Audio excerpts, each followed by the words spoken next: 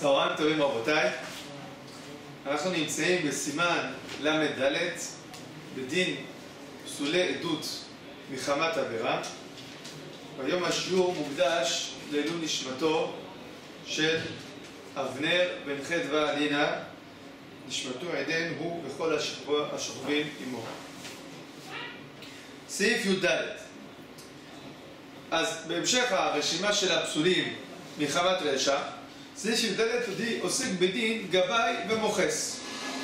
אז הגמרא בסנהדרין דף כ"ה עמוד ב' אומרת לנו שהגבאים והמוכסים הרי מתחילה לא היו פסולים לעדות, אבל החכמים החליטו לצרף אותם לרשימה של המפוקפקים. עכשיו, מה זה גבאי ומה זה מוכס? אז מה זה גבאי ומה זה מוכס? נחלקו בזה המפרשים. נגיד שני המפרשים העיקריים בדבר הזה. שיטת רך, הגבאי זה מישהו שלוקח משהו קצוב וקבוע. אצלו בפשטות אין כל כך חשש של גזל, כי יש לו טבלה כמה הוא צריך לקחת מכל אחד ואחד. בניגוד לגבאי, המוכס הוא בן אדם שיכול להחליט לפי רוחב ליבו וראות עיניו, ואצלו יש לו חשש קרוב מאוד שבעצם הוא יעשה הטיית דין ויגזול אחד ויעדיף לשני. שניהם זה מטעם המלך? ושניהם זה מטעם המלך. זה ערך. לפי פשטות רש"י והתוספות, גם הגבאי, גם המוכס, שניהם הם לוקחים דבר קבוע, שניהם הם עובדים עם טבלה, אלא ההבדל הוא בסוג המס. הגבאי זה מי שלוקח, הגבאי הוא גובה את ה... שנייה רגע, כן. זה גובה, כן. שהגבאי הוא גובה את הקרקע, דהיינו המס לפי גולגולת. כל בן אדם צריך לשלם מס שנתי לאדון העיר, והמוכס הוא גובה את המכס, דהיינו לפי קילוגרמים של סחורה שמכניסים למדינה, ככה צריכים לשלם איזשהו מס. אבל בשני המקרים, זה ככה הסביר הרבי יונתן דילונים, ולכן עולה מרש"י מתוספות. כלומר שניהם מדובר על משהו קבוע, רק זה שמות שונים של מיסים שונים. אז זה הגבאי, זה המכס. עכשיו, מה דין סתם גבאי וסתם מוכס? בגמרא מבואר שסתם גבאי כשר. כלומר, מה שאמרנו שהגבאי הוא פסול, זה אחרי שקרה איזשהו מעשה. אבל סתם הוא כשר. כלומר, בסתמה הוא לוקח משהו קבוע, לכן בסתמה אנחנו לא חושדים בו שהוא גזלן. מתי מתחילים לחשוד בו? אז יש בזה גם כן כמה פירושים, אבל נגיד את הפירוש של הרמב"ם, שהוא הפירוש להלכה. הרמב"ם אומר, אם המוכס, כן, הוא באמת לוקח בפועל יותר ממה שהוא צריך לקחת, ודאי שהוא פסול, הוא גזלן גמור. אם הוא לא לקח כלום, לא ידוע שום רעותה, אז הוא סתם גבאי שהוא קשה. מתי פסלו מדי רבנן? כשהוא לקח פעם אחת. ראינו אותו לוקח פעם אחת, היה מקום לומר שמה? טוב, נדון אותו לכף זכות, אולי הוא טעה, אולי הוא שכח. באו חכמים ואמרו לו, מהרגע שגבאי לוקח פעם אחת שלא כדין, מבחינתנו כבר נדלקת נורה אדומה, הבן אדם הזה הוא חשוד. לכן, אני מסכם. סתם גבאי הוא כשר. מדובר בגבאי שלא ידוע עליו שום דבר. גבאי שוודאי לקח כמה פעמים הוא גזלן. גבאי שלקח חד פעמי הוא זה שפסול מדי רבנן. זה שיטת הרב. עכשיו זה דין סתם גבאי. סתם גבאי זה מפורש בגמרא שסתם גבאי כשר. מה הדין סתם מוכס? זה לא מפורש בגמרא. אבל כל ראשון בראשון לפי שיטתו הוא מסביר את זה. לפי הרך שיש הבדל מהותי בין הגבאי והמוכס, והוא שהגבאי לוקח דבר קבוע בעוד שהמוכס לא לוקח דבר קבוע, אז סתם גבאי אומנם כשר, אבל סתם מוכס פסול. כי סתם מוכס, העבודה שלו היא עבודה שכל כולה בעייתית, הרי הוא לוקח כל פעם לפי ראות עיניו. לפי רש"י שאין הבדל מהותי בין הגבאי והמוכס, אז כמו שסתם גבאי הוא כשר, גם סתם מוכס הוא כשר. יפה. מה פסקנו להלכה? אז השולחן ערוך פסק בסתם, פסק כמו הרמב"ם, שסתם גבאי כשר, סתם מוכס פסול, והוא גם כתב את הדבר הזה הוא גם כתב את הדבר הזה זה הרימה. הוא העתיק לשון הרמב"ם, כן, הרמב"ם לא התייחס לגבי סתם אבל איך הוא מפרש את הגבאי והמוכס, הבית יוסף? יפה. הוא מפרש לא כמו רבנו יונה. נכון, נכון. הרמ"א הביא את הפירוש של רבנו חננאל לגבי החילוק בין גבאי ומוכס, כן? שולחן ערוך הוא סובר כמו שהסביר בית יוסף את הרמב"ם. כן, דהיינו, שגבאי הוא אמר זה משהו חצוף, ומוכס זה שהוא קונה לנת המלך והוא משלם. נכון, כלומר הגבאי הוא לוקח, הוא בעצם רק צינור לגבי המלך, והמוכס הוא לוקח דבר מעצמו, אחרי שהוא קנה את המשרה מאת המלך. נכון, צריך להזכיר את שיטת הבית יוסף בדבר הזה. בכל אופן, השולחן ערוך העתיק את לשון הרמב"ם, ורבנו חננאל הביא את החילוק של, הרמ"א, סליחה, הביא את החילוק של רבנו חננאל. כן. אבל השולחן ערוך גם פסק את הרמב"ם בחילוק העקרוני שסתם גבאי כשר בעוד שסתם מוכס הוא פסול. עד כאן סעיף י"ד. סעיף ט"ו עוסק בפסול אריס. הגמרא אומרת גם כן בסנהדרין דף כ"ו עמוד ב' שהאריס באופן עקרוני הוא כשר. אף על פי שהוא גנב הוא כשר. מה הכוונה? אז יש בגמרא כמה גרסאות. לפי גרסת רש"י, במה מדובר? מדובר באריס שלקח בדבר שנגמרה מלאכתו. הוא לקח בדבר שנגמרה מלאכתו, כלומר, מדובר באריס שעובד בפירות. הוא עובד באסיפת היבול. עכשיו, הוא לקח מהפירות הגמורים. עכשיו, כעיקרון, אסור לו. למה? דינו כאריס, אין דינו כפועל. כלומר, השכר שלו זה משהו, זה חלק קבוע מהיבול. אסור לו. אבל מה? אומרת הגמרא, אומר רש"י, בן אדם כזה הוא מורה יתרה לעצמו. הוא אומר מה? אם אני אריס, אז אני גם כן סוג של פועל.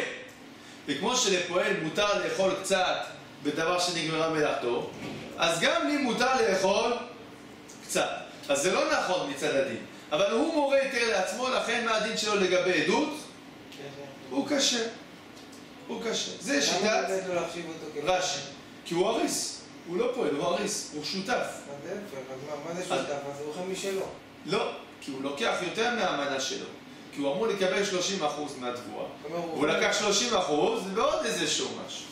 עוד איזשהו משהו זה לא בסדר. כן? אז זה שיטת רש"י.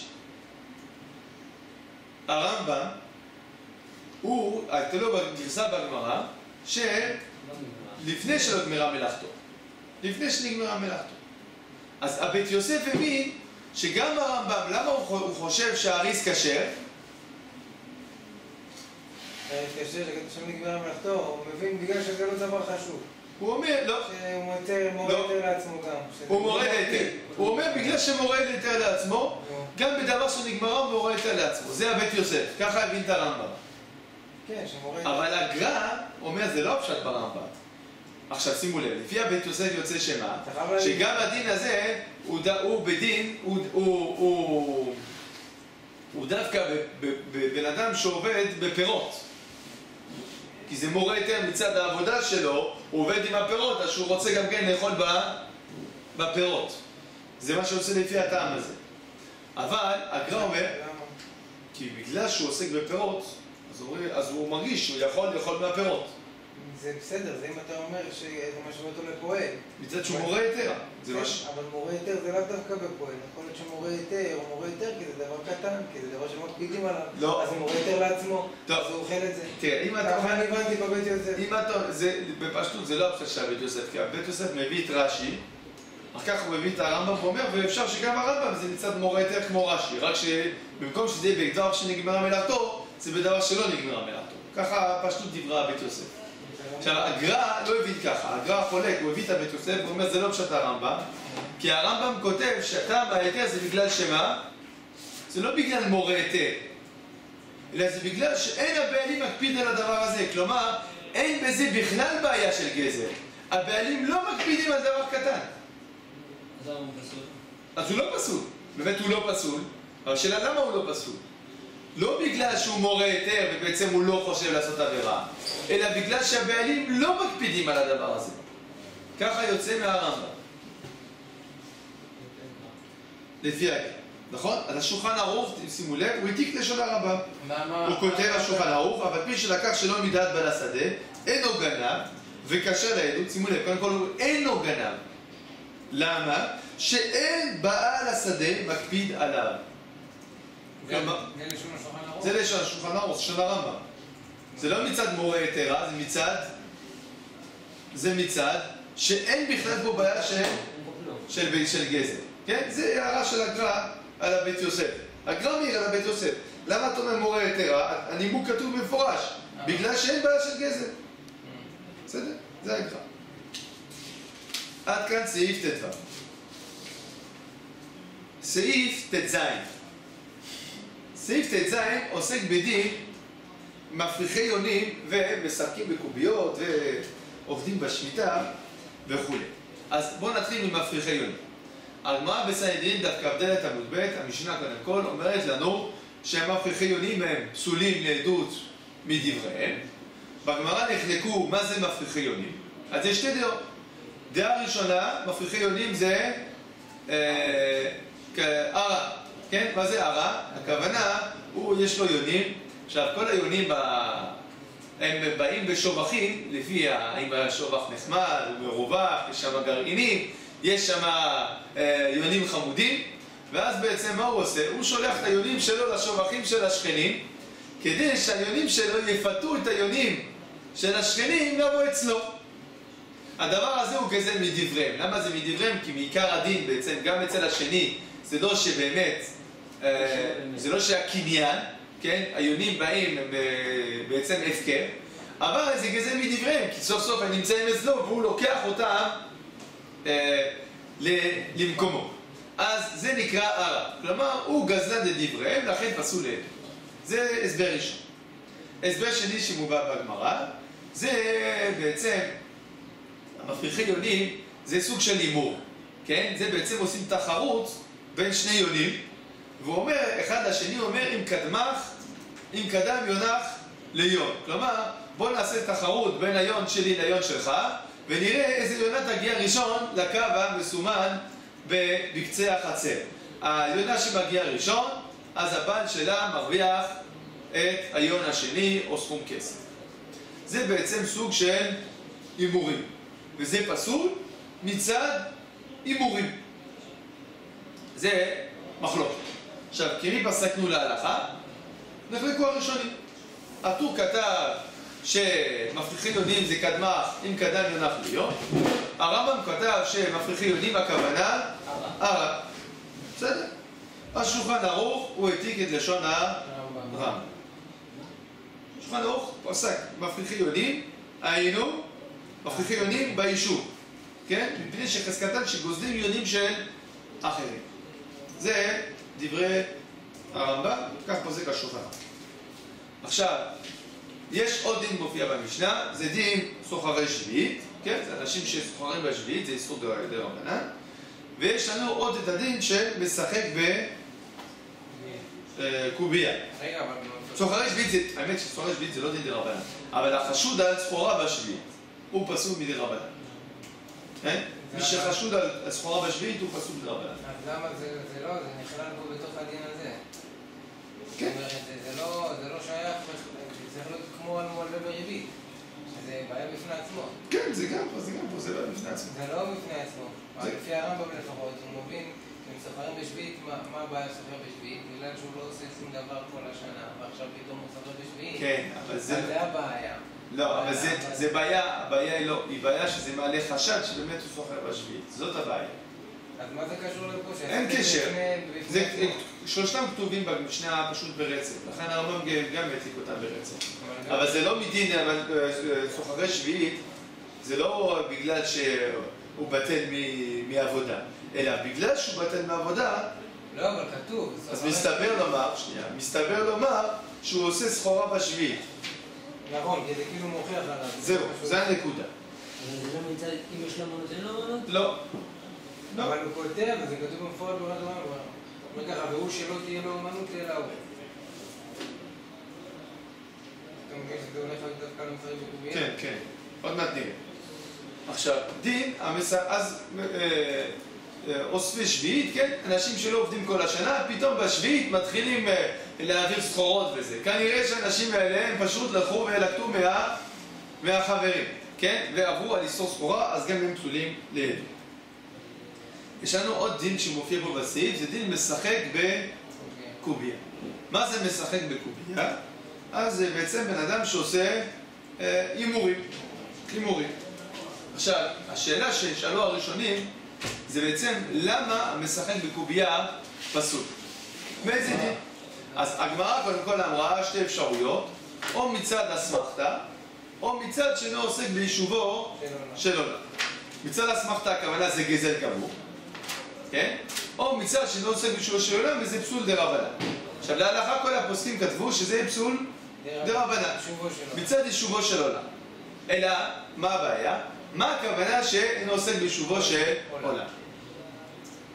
הטור כתב, מה הבעיה במי שאינו עוסק ביישובו של עולם? מה הכוונה? הכוונה זה בן אדם שמה? שהוא לא עובד. אין לו ערך לכסף. בגלל שהוא לא עובד, הוא כל הזמן חי מתרומות, כן? אז בן אדם כזה, הוא לא מעריך ערך של כסף, הוא בניקל, הוא יכול לשקר בעדויות. הוא לא יחשוש, כן? להפסיד כסף לזה או להרוויח כסף. מדובר על בטלן, לא על בן תורה, נכון? מה? בטלן מדובר על בן תורה. מדובר על בן אדם שאינו עובד. והוא משחק בקוביה. בטלנים זה גם בני תורה, כתוב. מדינה שהם בעשרה בטלנים. לא, לכן אני אומר, זה לא הדיון פה, כן? מדובר בנו שאינו עובד. זה הטור. הרמב"ם כתב, מה הבעיה במשחק בקוביה? הבעיה ככה, הבעיה שחזקתו שהוא מתפרנס, זה בן אדם שמתפרנס מהקוביה, כן? ושהוא עובר על איסור אבק גזל. ומזה הוא חי. כן? מתפרנס מהקוביה, ויש בזה חשש אבק גזל. עכשיו, אתה זיוויש 3 נפקמינות בין שתי השיטות האלה. נפקמינה ראשונה, מי שיש לו פרנסה ממקום אחר, אבל זה לא מספיק לו. אז לפי הטור, הוא עובד. לפי הרמב"ם זה לא מספיק לו, סימן שהוא מתפרנס מהקוביה, פסול. אפשרות שנייה, עוד נפקמינה, מי שיש לו ירושה שמפרנסת אותו. לפי הרמב"ם זה קשר, למה? הוא לא חי מהקוביה. לפי הטור זה פסול, למה? כי הוא לא עובד, אין לו ערך לכסף. דווקא מינה שלישית אומר השח, התז, מי שמשחק עם גוי. לפי הטור, יש בעיה, הוא לא עובד. לפי הרמב"ם אין בעיה, למה? כי אין בזה חשש של אבק גזל. 3 נפקמינות שמביא בין הטור והרמב"ם. מה? אין אבק גזל, אין דין אבק גזל בגוי. אין דין אבק גזל בגוי? כן, אין דין אבק גזל בגוי. טוב, עכשיו בשיטת הרמב"ם, הראשונים, האחרונים, כבר הראשונים, אבל גם האחרונים דנו הרבה, כי לכאורה זה שהוא משלב בין אבק גזל לבין יישובו של עולם, זה לכאורה נסתר מהסוגיה, כי משמע מהסוגיה שיש או אסמכתא או יישובו של עולם. ולכאורה הרמב"ם פה עשה איזשהו חיבור, כי הוא משלב אבק גזל עם יישובו של עולם. כן? אז האחרונים פה מעריכים בדבר הזה, אנחנו לא נעריך, רק נזכור את השיטה בדבר הזה. עכשיו, השולחן ערוך כמו מי פסק? השולחן ערוך פסק כמו הרמב"ם. כמו מי פסק הרמ"א? הוא לא אמר כלום. אז אסמא והתז שואלים על הרמ"א, למה לא הבאת את דעת הטור? לכאורה, כן, אחינו האשכנזים, צריך לציין את דעת הטור שחולק. טוב, התומים יישב, תסתכל בסימן שיניים, שם הרמ"א הביא דעת הטור. וככל הנראה הוא סומך שם על מה שהוא כתב, כי הוא סומך כאן על מה שהוא כתב שם. זה הערה של התומים. רגע, שמח על מה שכתב, ומה? סימן שיניים.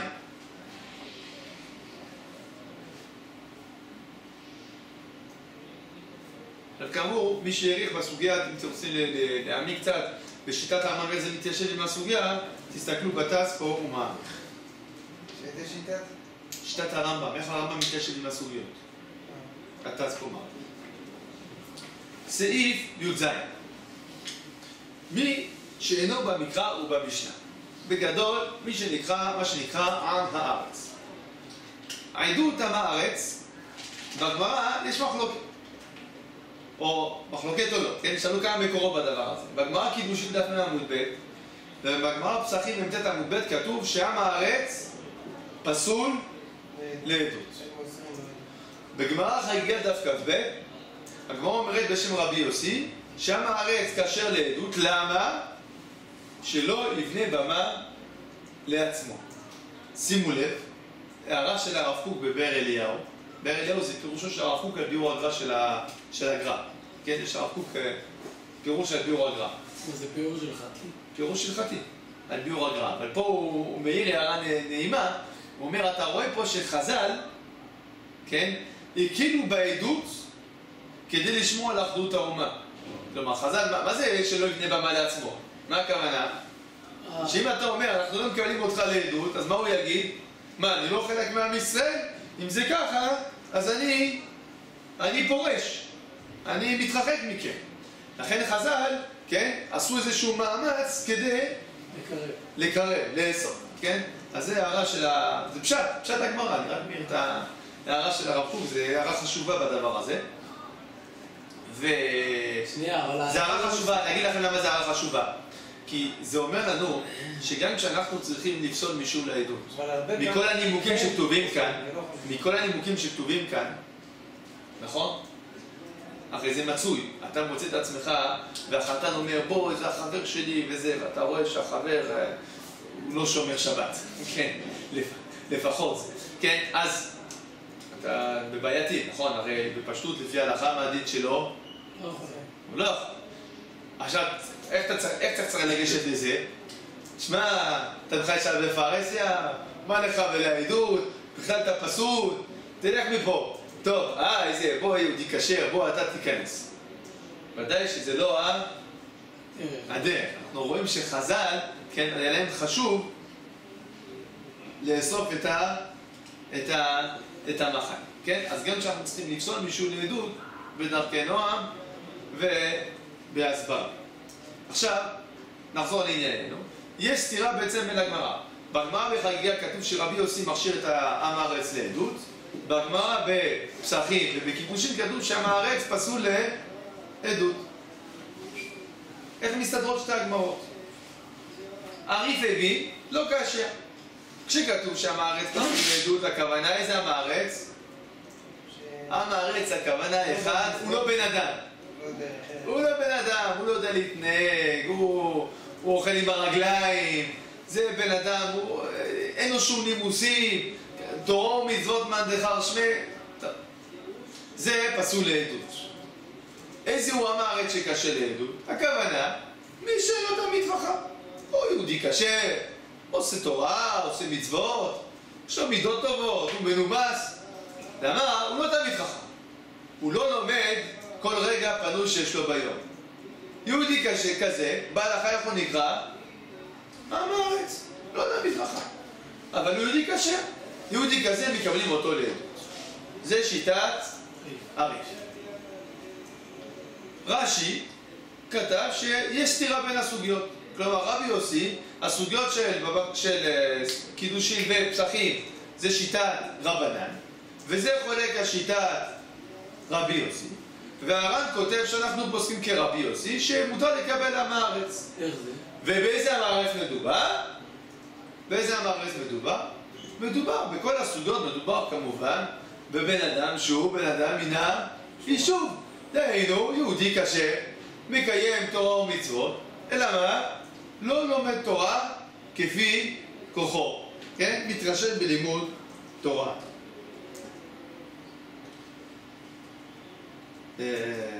ויש שיטה שלישית, זה שיטת הראש. לפי הגר"א הבין בראש שהראש מכשיר כל עם הארץ.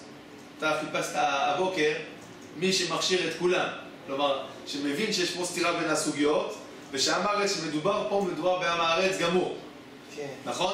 אז זה הראש לפי הבנת הגר"א. זה הראש לפי הבנת הגר"א, כן? ועל זה הבאר אליהו אומר, תראה עד כמה הראש הלך רחוק, שאפילו הכשיר בן אדם שהוא לא מוחזק כיהודי כשר, אבל הוא לא מוחזק גם כן בעבירות, להכשיר אותו לעדות. אבל, כן?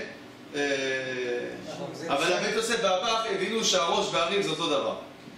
יש פה מחלוקת בעצם. לא, אבל הבית יוסף גם מבין ככה, כמו הגר"א. הוא מבין בפשט הדברים, זה מה שעולה מהראש, כך הוא אומר. רק שהוא אומר שבגלל שיש לו גושייה מהטור, איך הטור לא פסק, לא הפקיר בך את הראש, אלא רק כתב את הרמב"ם, הוא אומר כנראה שהוא זובר כמו... יפה, זאת אומרת, לכן הוא אומר, מסקנת הבית יוסף זה שהראש כמו הריב. אבל הגר"א אומר לא, הראש כמו הראש, כן? הראש הוא הכי פה מקל. על כל פנים, להלכה בפוסק השולחן ערוך, כמו הרמב"ם, דהיינו, איזה הוא אמר את שהוא כשר? מי שמוחזק בתורה או מצוות. מי שלא מוחזק בתורה או מצוות, אז הוא לא כשר. זה לא בתורה ומצוות, זה בתורה ובדרך ארץ. כן, תורה ודרך ארץ. כשאני אומר תורה ומצוות, הכוונה הוא מקיים את המצוות, צודק, כן, הוא לא לומד. אבל הוא מקיים את המצוות, הוא במידות טובות ודרך ארץ. זאת אומרת, הכי חשוב זה, דרך ארץ אתה אומר מסתם יש לכל משטר, כן, שהוא מקיים את המצוות. מקיים את המצוות. זה אנחנו רואים שזה מעכב. עד כאן סעיף י"ז. סעיף י"ח. מה? תלמיד חכם אין בעיה איתו. בעצם, תלמיד חכם אין שאלה, ברור שהוא כשר. השאלה האם כל מי שהוא לא תלמיד חכם הוא כשר, זה בדיוק הדיון. תשובה, כן, אם הוא מקיים מצוות והוא במידות ובדרך ארץ. עד כאן סעיף י"ז. סעיף י"ח. סעיף י"ח זה דין הבזויים. בגמרא בקידושין דף עמוד ב' כתוב שהבזויים הם פסולים לעדות. מה זה בזויים? בזויים זה מי שאוכל בשוק והוא נחשב ככלב והוא פסול לעדות. עכשיו, למה הוא פסול לעדות? אז רש"י מסביר למה הוא פסול לעדות. בגלל בן אדם כזה שאין לו בושה, אז הוא יכול גם לשקר בלי בושה. ולכן בן אדם כזה הוא מסוכן. חוששים בעצם שהוא ישקר בלי להסס. עכשיו, התוספות מקשים במקום, רגע, לכאורה סותר דברי ירושלמי. כי יש ירושלמי שאומר שתלמיד חכם זה לא משובח שהוא אוכל בשוק. משמע, שסתם בן אדם שאוכל בשוק, זה בסדר. כן, זה בסדר. תלמיד חכם לא אוכל בשוק, זה לא משובח. אבל סתם בן אדם יכול לאכול בשוק. ואם אתה אומר שהוא פסול לעדות, אז זה לא בסדר. אז איך מיישבים את זה? אז רבנו דם כתב, יש הבדל. יש מי שאוכל לחם באמצע שוק. הוא פותח שולחן באמצע השוק. בן אדם כזה זה בן אדם שאין לו בושות. כן? אבל בן אדם שאוכל עוגיה בשוק, או אוכל סוכריה בשוק, זה בסדר. כן? זה לא בן אדם שהוא מבוזה. הרב, היום עושים את זה. יושבים באיזה פינה, אוכלים. אז קודם כל אני רוצה להגיד לך שיש, אני לא זוכר איזה השגחה שאומרת שלא לתת לבחורי ישיבות לאכול על המדרכה, רק בפנים, כשיש מסעדה, רק בפנים, לא על המדרכה, כדי שלא ייכנס לספק של אוכל בשוק, כמו המבוזים, אולי להיכנס בפנים. עכשיו הנה חינם, ודאי. לא תלוי במנטליות פשוט. תראה, ודאי אם בן אדם הוא אוכל בצידי רשות הרבים, באיזשהו מקום ככה, פינה מסודרת, מוסתרת, אז קשה לו להגיד שהוא ייפסל בגלל זה לעדות. אבל ודאי שיש פה אמירה מאוד מאוד עקרונית, שבן אדם מתנהג כבן אדם מן השורה, מן העולם, כמו שצריך. לא בן אדם... העולם מתנהג ככה. טוב. לכן? תמיד חכם. לא, אבל הרב, רגע, אני רוצה לציין משהו, שתלמיד חכם, אפילו זה לא עושה. נכון. זאת אומרת... תלמיד חכם לא, זה לא עושה. זה לא יישב באיזה מקום מסודר, תלמיד חכם אפילו זה לא עושה. כן, תלמיד חכם יכול לשבת... זה ירושלמי לא יכול בחוץ לבד. תלמיד חכם, לא, בשוק. בשוק. אני לא יודע מה זה השוק של פעם. לא, שוק זה הרחוב, זה הכוונה, שוק זה הרחוב. אם בן אדם אוכל בפנים במסעדה, אין בעיה. גם לתלמיד חכם. מסעדה זה כמו בית. אני אומר למשל יש מסעדות שיש שולחנות מחוץ למסעדה. זה ניכר שהוא הולך למסעדה. אז זהו, אז זה צידי רשות הרבים. זה לא ממש השוק, אבל פה יש כאילו... לא, אני אומר, נגיד אם הוא אוכל באוטובוס, חוזר מהלימודים, אוכל באוטובוס. זה לא נקרא... תלמיד חכם, מה זה? זה רשות זה לא ראוי. הרבים. זה לא ראוי. לא ראוי. לא ראוי. לא ראוי. נכון. עכשיו שוב, גם תלוי... אז כן, לא. עכשיו, שנייה. לפי רבנו, גם תלוי מה? לחם. כן? נשנוש קטן, יכול להיות שגם זה... הרב, נראה לי זה הגזמה. לא, זה כל החידוש שלה. כמו השוק המוסלמי, שמלא אנשים הולכים שם, ואין לך מקום לזוז. אז בן אדם אוכל שם, זה לא... זה הכוונה. אבל אם בן אדם הולך ביפו, תופס פינה, או בן אדם באוטובוס, לכן... זה לפי הרמב"ם, בסדר, יש לכן מקום. אנחנו אומרים ככה, אנחנו אומרים פה רוחם של חז"ל. חז"ל אומרים לנו, ראוי לתלמיד חכם קצת, איך זה נקרא,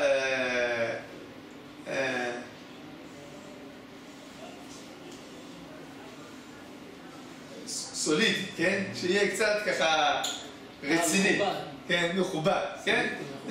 זה הכוונה, בסדר? עכשיו, בכל אופן, סתם בן אדם, בוא נחזור, סתם בן אדם, רבנו תם מחלק בין אוכל פת, דהיינו אוכל לחם, לבין מה שנקרא בימינו לנשנש, בסדר? רבנו חננאל מחלק בין חוטף ואוכל לבין סתם אוכל. בן אדם אוכל, בסדר, חוטף ואוכל, הכוונה הוא עובר בבסטות, אפשר עיניו, אפשר זה, בן אדם עבר את כל השוק, הוא אוכל בכל גרעינים מכל זה דבר שהוא מבוזה, זה לא... בן אדם מסתכל על זה מבחוץ, מה הוא אומר? בן אדם הוא זה, כן? זה לא יפה. מהרמב"ם משמע שהחילוק הוא בין מה למה? בין להרבה אנשים וקצת אנשים. טוב, יש שני הסברים. ברמב"ם כתוב ככה, שאוכל והולך בפני כל העם. אז הבית הזה מבין שמה הבעיה? האם זה לכל העם או לא בפני כל העם? כלומר, השאלה אם זה באמצע השוק או בצדים. בסדר? כלומר, לפי זה אוטובוס, זה בסדר. כן? עכשיו, הבח מחלק בין אוכל והולך לבין אוכל ויושב. אם בן אדם אוכל את הסנדוויץ' שלו בהליכה, זה לא נראה טוב. הוא יושב באיזשהו פינה מסודרת, אוכל, בסדר, הוא רע.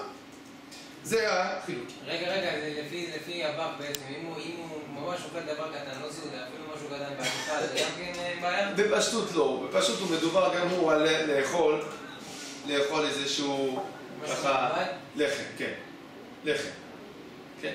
רבותיי, גם צריך להפעיל פה שיקול, מה שנקרא שיקול דעת, כן? אם בן אדם מנשנש איזושהי ככה, לא יודע מה, הוא לקח איזה במבה ואכל במבה, כן, אפילו במחנה יהודה, כן? זה לא בן אדם שהוא מבוזה, כן?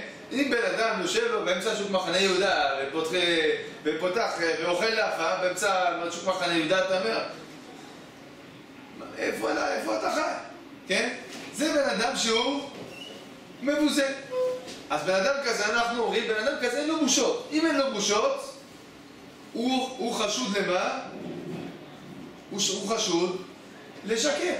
כן, נכון. יפה. עכשיו, הרמב"ם כתב עוד כדוגמה לאנשים מבוזים, זה מי שמקבל צדקה מהגויים בפרהסיה. כלומר, הוא בעצם אין לו שום כבוד בתור יהודי. אז הדבר הזה הוא גם מסוכן. ועוד דוגמה זה מי שעובד ערום בשוק. כן? הוא לעבודתו, כן? אבל הוא עובד ערום, הוא אומר אני בעבודה עכשיו. מה זה אתה בעבודה? מוריד את החוצה, מוריד את המכנס? אז מה אם אתה בעבודה?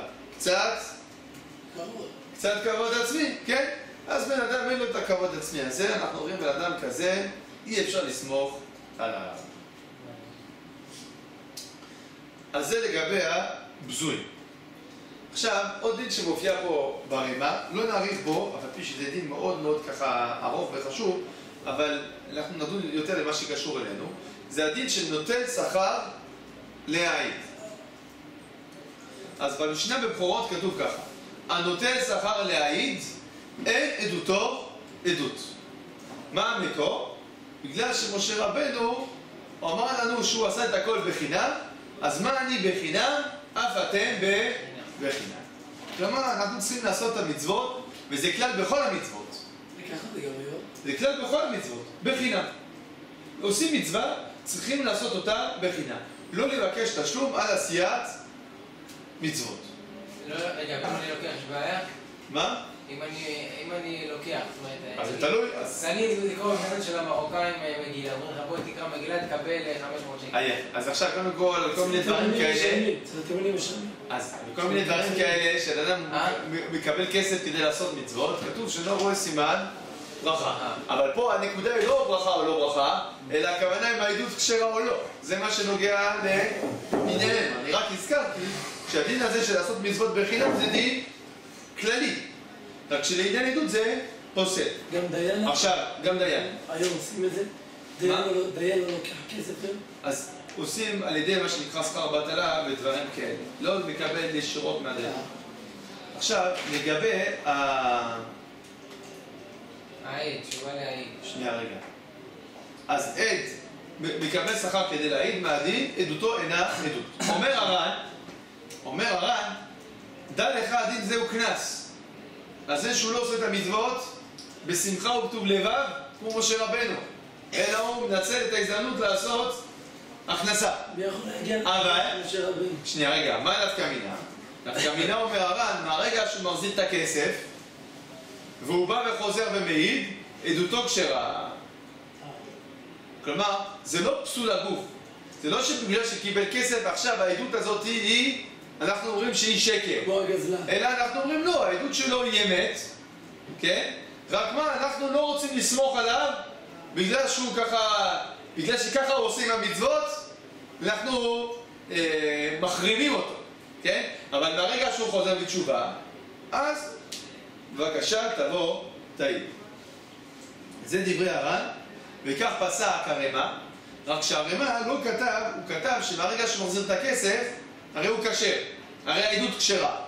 ובפתש העיר, שזה לא מה שכתוב בר"ן, הר"ן כתוב שמהרגע שהוא מחזיר את הכסף, הוא יכול לחזור ולבוא ולהעיד. צריך להעיד פעם נוספת. הוא צריך לבוא ולהעיד פעם נוספת. עכשיו יש עוד דין שמובא ברמ"א, וזה דין שמקורו ברשב"א. כל הדין הזה שבן אדם צריך להעיד בחינם, במה מדובר? בן אדם כבר ראה את העדות. אומרים לו, תבוא תעיד. הוא אומר, זה חשוב לכם? כן, זה חשוב לנו. בסדר גמור, אז תשלמו. אומרים, מה זאת אומרת? אבל זה מצווה. לא, מצוות. מצוות. אני לא עושה מצוות. אתם רוצים לשלמו.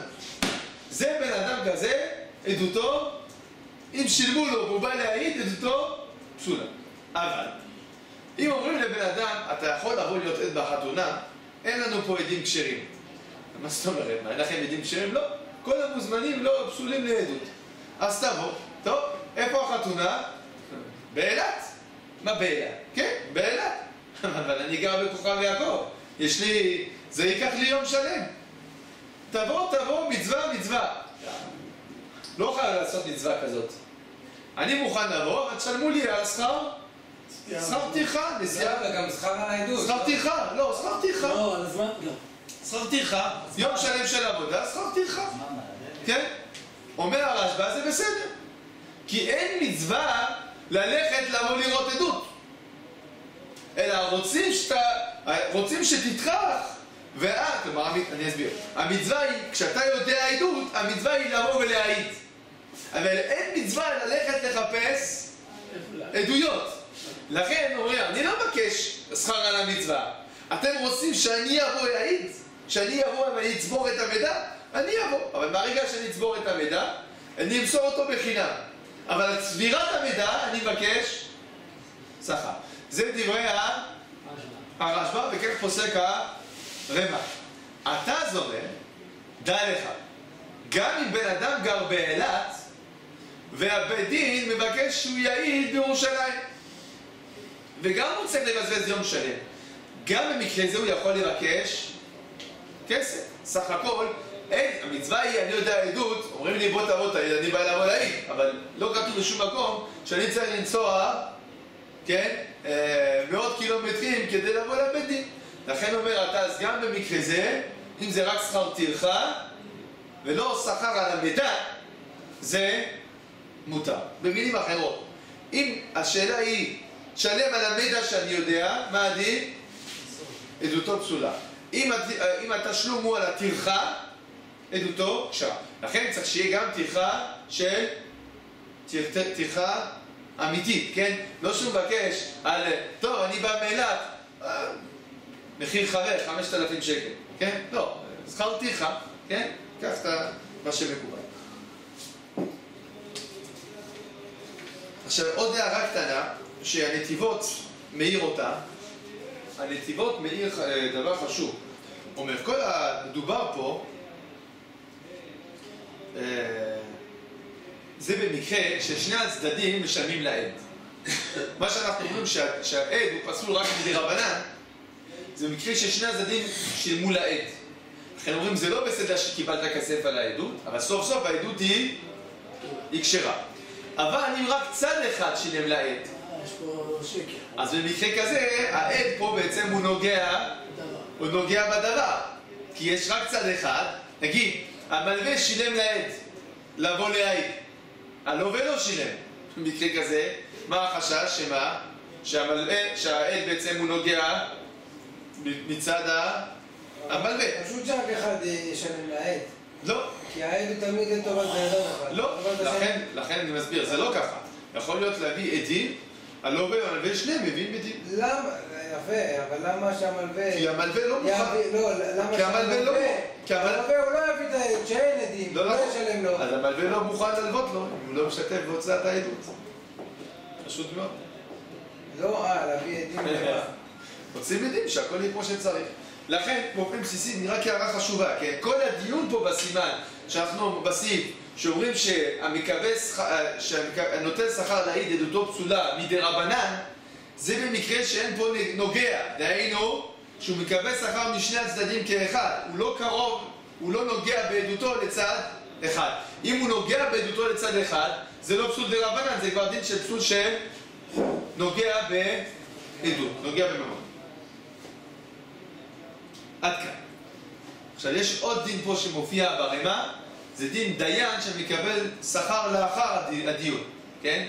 היה סיפור בגמרא על בר חמא שהוא הרג בן אדם, ודנו, הבית דין דן עם שוגג מזין, פטור וכו', ובסוף זיקו אותו. אז כתוב בסוף שרב חמא הוא הלך ושילם את המס גולגולת הקרקע, את המס גולגולת של הדיין. טוב, אומר הראש, אתה יודע למה זה בסדר? כי מס גולגולת, האמת היא שבלאו הכי תלמידי החכמים פטורים. אז בעצם הדיין פה לא קיבל כלום. מדייק מפה הרי מה זאת אומרת? סימן שמה? סימן שאם זה היה הנאה לדיין, זה היה אסור. אף על פי שזה אחרי הדין. מפה תלמד שגם לאחר דין, שקבלת מתנה לאחר דין, זה נקרא שוחד מאוחר, וזה גם כן אסור. זה גם כן אסור. זה דברי הראש. כך פסק הרמ"א. הפתחי תשובה דן האם הרמב"ן חולק על הדין הזה או לא, ולפי שיטת הברכי יוסף הרמב"ן חולק על הדין הזה.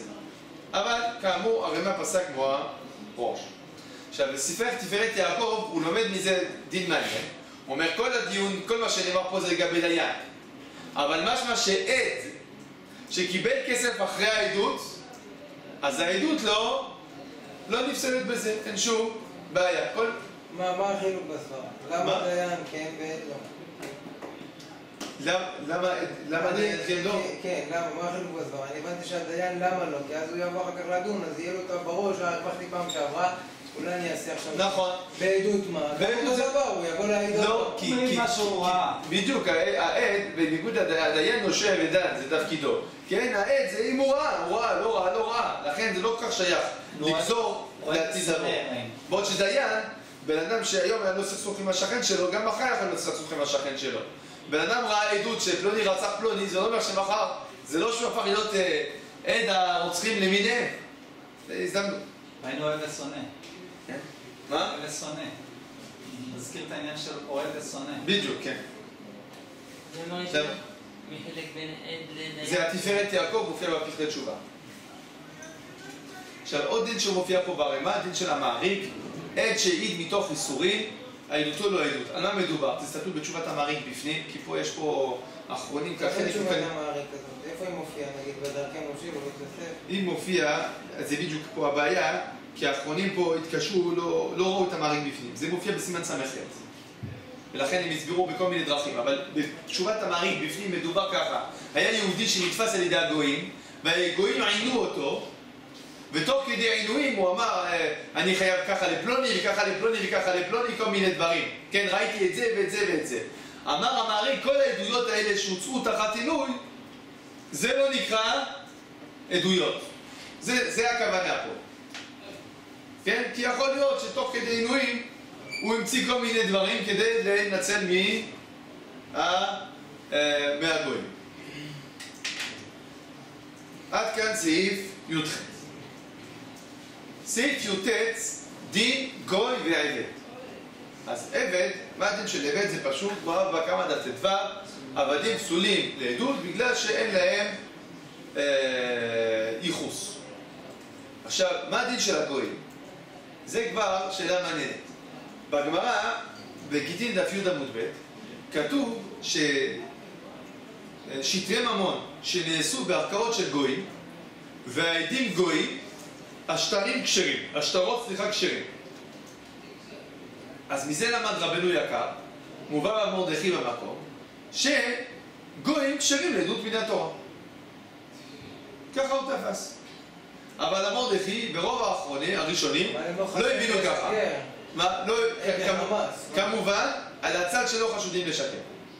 כלומר, במצב שנעשה בערכאות, בצורה מסודרת, ואין חשש משקר. הנה חינם. אבל אם יש חשש משקר, גם הוא מודה שזה פסול. אבל על הצד של חשש משקר, הם כשרים מן התורה.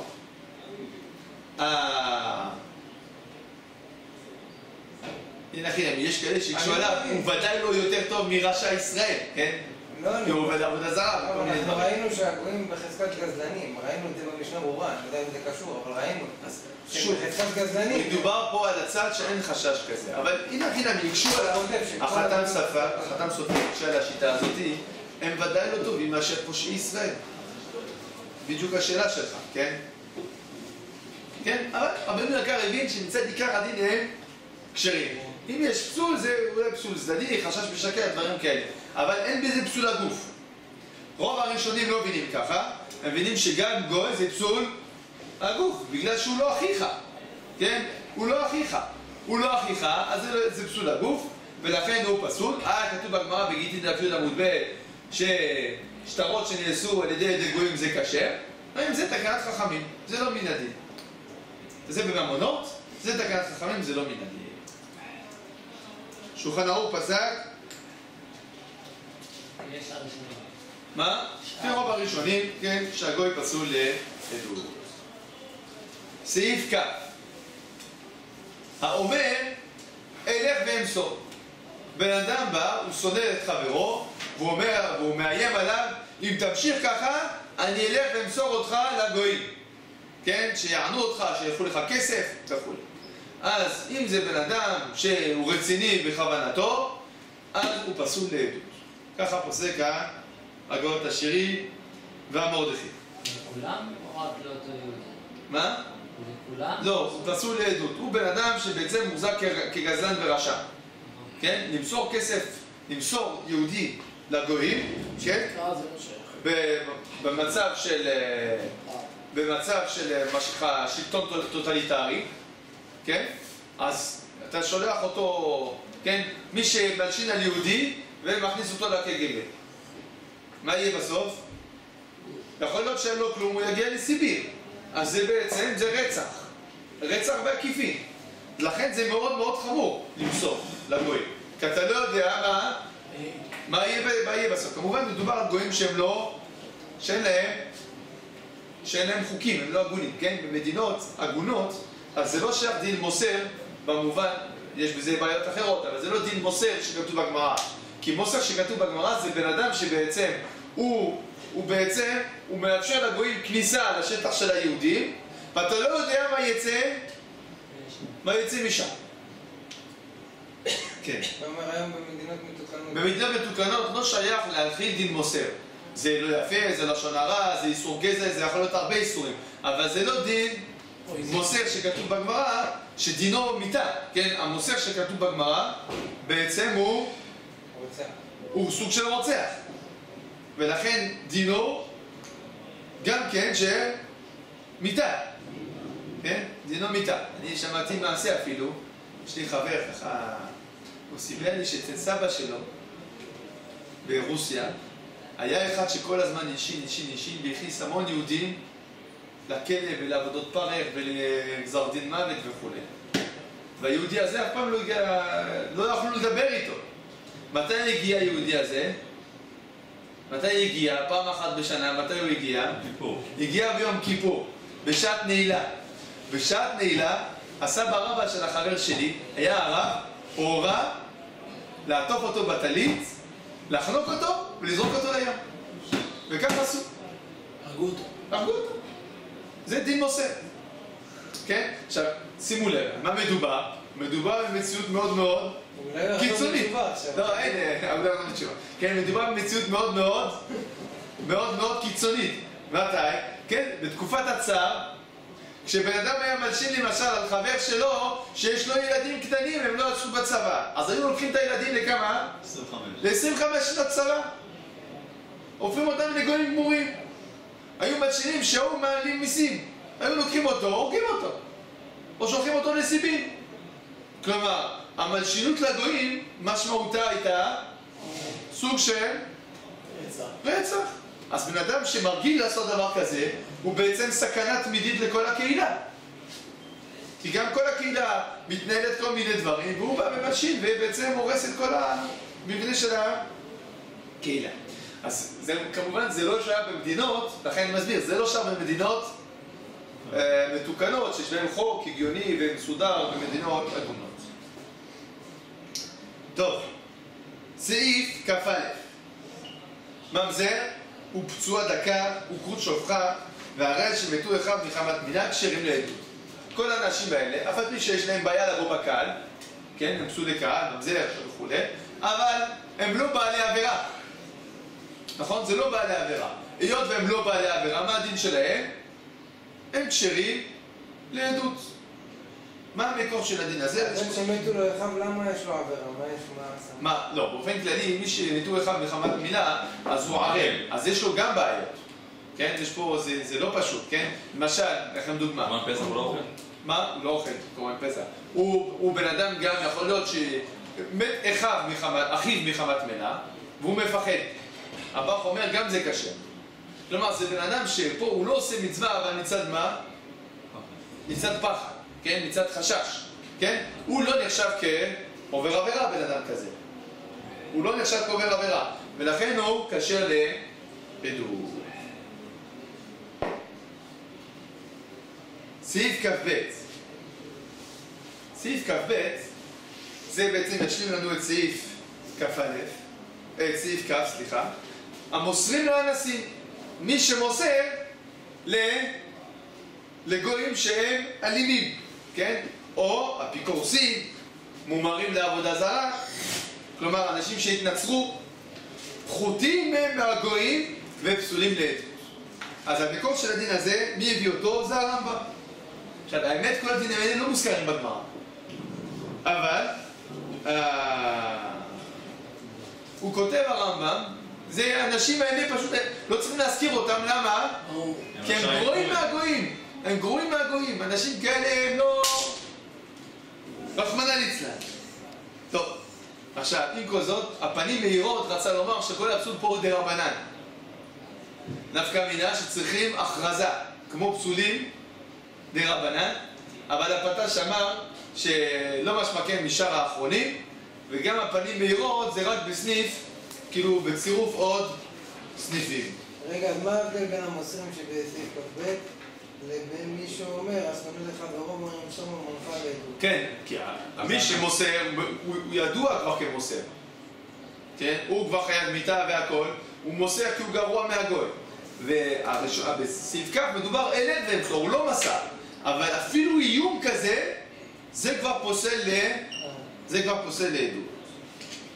עכשיו, הרמ"א כותב פה דין מאוד מאוד יסודי, וזה הדין הבא. הוא אומר ככה, מומר שחזר בו ממעשיו הרעים, הרי הוא כשר מיד. זה דין של המהריק. עכשיו, למה? כי אנחנו אומרים, תשמע, היהודי הזה ניכרים בו דברי אמת, שבאמת הוא חושב בכל נפשו ומאודו. אז אם הוא עדיין לא עשה תשובה פרטנית על כל אחד ואחד מהדברים, לא משנה, ניכרים דברי אמת. עכשיו, נחלקו האחרונים, האם זה נכון גם כן בשאר עבירות. כלומר, יש כל מיני עבירות שכתוב שצריכים לעשות כל מיני תיקונים. האם, אם ניכרים דברי אמת, אנחנו מקבלים או לא? אז, השח, הוא מבין שהדין הזה שניכרים דברי אמת שהוא חוזר בתשובה, זה לאו דווקא בעובד עבודה זרה, אלא גם בשאר עבירות. גם אם הוא לא התנצר, כן, לענייננו, הוא לא התנצר, הוא היה יהודי, לא שומע תורה ומצוות. והוא יום אחד הוא החליט לחזור בתשובה. עכשיו, עדיין, כן, הוא לא עשה תשובה, כל התשובות שכתובות בגמרא על כל מיני מצבים. אבל מה אתה אומר? תשמע, הוא חזר בתשובה, רואים, ניכרים דברי אמת. אז לפי השח מה הדין שלו? כשר מיד לעדות. אבל... רגע, גם מה שכתוב, גם הדוגמאות של הגמרא, שהמלווה בריבית, כן. הדברים האלה, כן. המפורש בגמרא שלו ככה. אתה רואה עד שישברו בספיסיהן, עד שישברו... נכון, כל זה כי אתה רוצה שניכרים דברי אמת, כלומר, כל הדברים האלה זה דוגמאות. אבל יש בן אדם שהוא עשה כל מיני עבירות, אתה אומר, למשל, הוא הלווה בריבית בהיותו יהודי לא שומר תורה ומצוות. עכשיו הוא חזר בתשובה. אתה צריך שישבור את הדבר? אתה לא צריך שישבור את זה. שהוא לא ילווה אפילו לגוי. אני לא צריך את זה. זה מה שכתוב בגמרא, לא ילווה אפילו לגוי. אז אני מסביר לך עכשיו מה שכתוב בשח, כן? השח אומר לך, הגמרא זה יהודי שהוא שומר תורה ומצוות כל הזמן. עכשיו הוא נכשל בלווה בריבית, אז אומרים לו מה זה, אז הוא צריך לשבור. אבל יש יהודי שאתה מבין שהוא עשה מהפכה בנפש עכשיו. אז הוא עשה מהפכה. עכשיו, אתה לא צריך מהפכה דווקא מנוצרי מזה שהתנצר והוא חוזר להיות יהודי. אלא גם מכל מיני עבירות, דברו שהוא חזר בתשובה. חזר בתשובה זה מספיק. הטורים רצה לדחות את דברי השח, אבל הנתיבות המשפט והגר"א הסכימו עם השח, שאם ניכרים דברי אמת שבן אדם חוזר בתשובה, זה מספיק לנו.